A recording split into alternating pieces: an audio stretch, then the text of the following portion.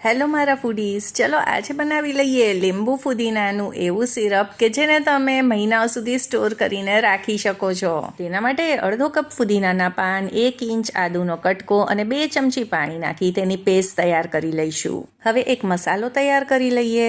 અડધી ચમચી શેકેલા જીરાનો પાવડર, 5 ચમચી મરીનો પાવડર, અડધી ચમચી સંચળ અને અડધી ચમચી મીઠું મિક્સ કરીને રાખી દઈશું. હવે સિરપ તૈયાર કરવા માટે કઢાઈમાં 1 કપ ખાંડ અને અડધો કપ પાણી ઉમેરી દઈશું અને તેને ગરમ કરીશું.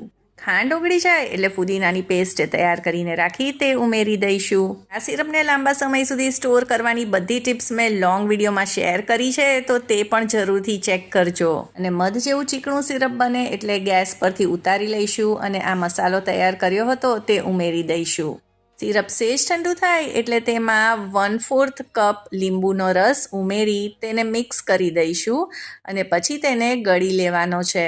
તો શરીરને ઠંડક આપતું આ ફુદીના લીંબુનું શરબત તો તૈયાર છે. તમે આને પાણી કે સોડા સાથે પીશો તો મજા જ પડી જશે. એકવાર જરૂરથી ટ્રાય કરજો.